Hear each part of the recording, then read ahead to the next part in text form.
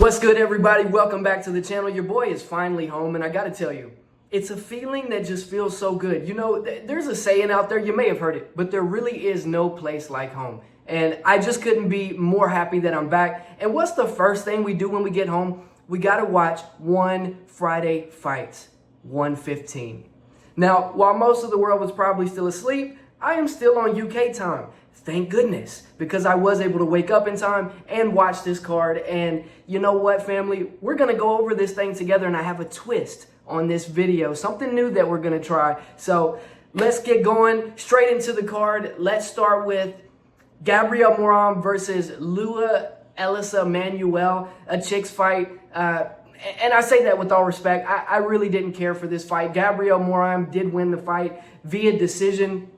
The first men's Muay Thai fight on the card was Ubaid Hussain from the UK versus Petnakian. Now, Ubaid, I heard the announcer saying that Ubaid Hussain is a kid that has raised like 60,000 pounds for charities. So he's an awesome kid. Let's see how old this Ubaid kid is. He's only 19 years old, and that's nothing that's out of the ordinary for these Muay Thai fights. He had an awesome performance, bigger, longer, faster. He did start to wear out a little bit in the second round, so we kind of got to see what he was made out of as far as his endurance going into the late moments of the second round and into the third. But he was able to hang on for the victory via unanimous decision. Moving on up to an absolute robbery. Chabaku versus Moa Carlson. Moa Carlson was a Swedish Muay Thai champion. And she's young too. She is only 22 years old. She's accomplished a lot in the sport. It now makes her 0-3 in her last 3 fights in one championship. Fun fact about Chabaku, she's named after a cartoon character, I guess, in Thailand, so that's pretty cool. But look, Chabaku got outworked in this fight. I'm going to be completely honest. I had Moa Carlson winning all 3 rounds, and the announcers did too. They were glazing Carlson, and rightfully so. I mean, it wasn't like she was beating the crap out of Chabaku, but I believe she did enough to win the fight. She was robbed, and that's super unfortunate. Moving on up to another person that's not from Thailand but is from Israel, and that was good enough in this fight. It had to be, because it was a dominant performance. Ahavai Gordon versus Seskan Fairtex. Gordon is 2-0 now in one championship fighting, and he's got a ton of hype behind him, all for good reason. I mean, this kid does everything well. I believed at one point maybe he was going to get Seskan Fairtex out of there a little early, but here's the thing in Muay Thai, a lot of these guys are just tough as nails, the girls too. Very hard to put away. So what do you do in the second and third round whenever the pace is super high? Remember, these are 3 rounds, 3 minutes apiece. So it's super high pace. Boom, boom, boom. What do you do at the end of the second, going into the third, when you're tired? And Gordon stood the test. He stood the test, and he had a fantastic performance. I thought it was very dominant. He busted Seskan Fairtex up. Pause. Great win, great performance. Moving on up to the first finish of the night, Semsiblan versus Anand. This fight took place at 118 pounds, Muay Thai fight.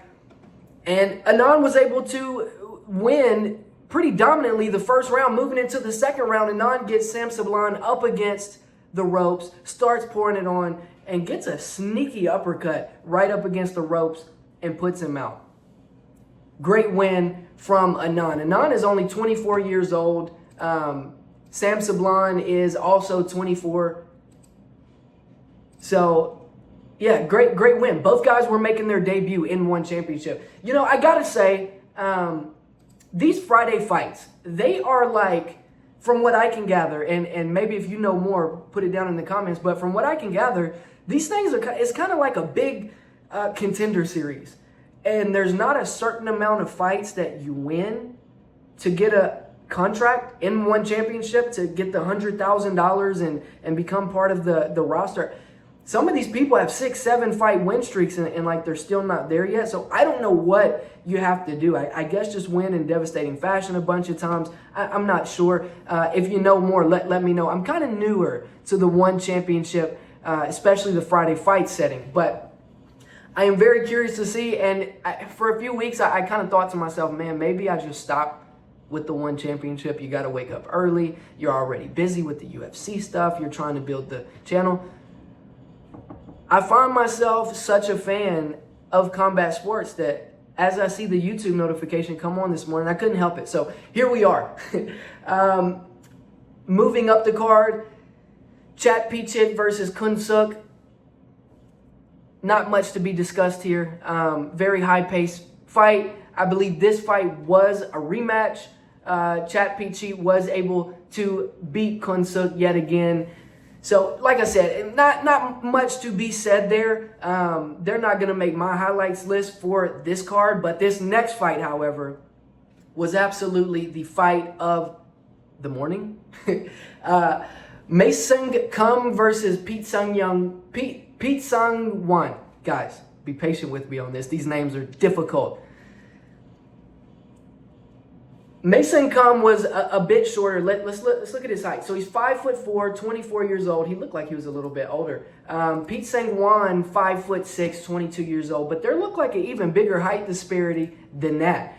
But he had no problem crossing the void at all. I mean, he was lighting Pete Sangwan up, hitting him with big shots, long combinations, 3, 4, 5 punch combinations, ending it with the high kick. I mean, just landing at will, busting Pete Sangwan's face all up. I mean, it was bad.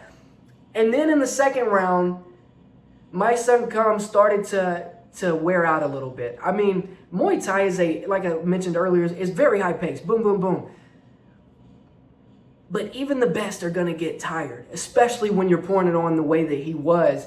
And Pete Sangwan being a little bit taller, I thought that the endurance might not be there. You see that with some of the taller fighters, and I say taller, he's only 5'6", my God. But he looked much bigger than his opponent in this fight. But he stayed there.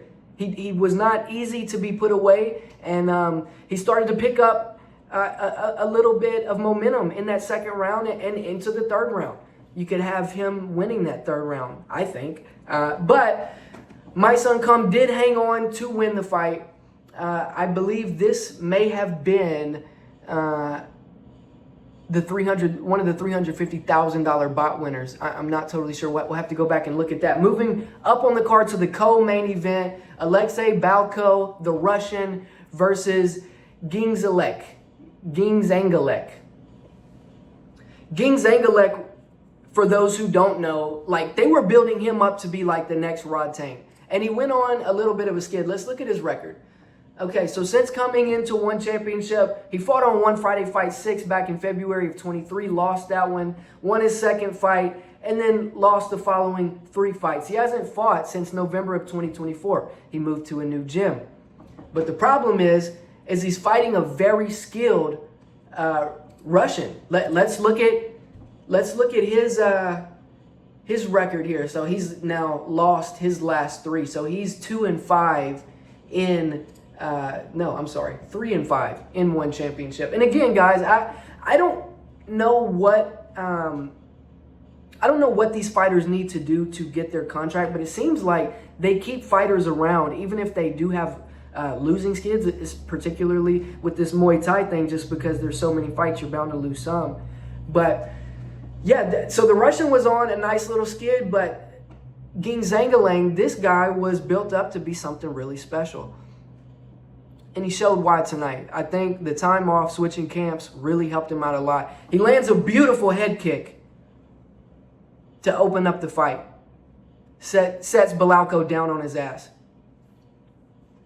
And then midway through the first round, hell, I don't even know if it was that long, he goes for another head kick. He misses. He hurries up and spins around and follows it up with a spinning back fist. And I mean, absolutely electrocutes Balko, and knocks him out, finishes him.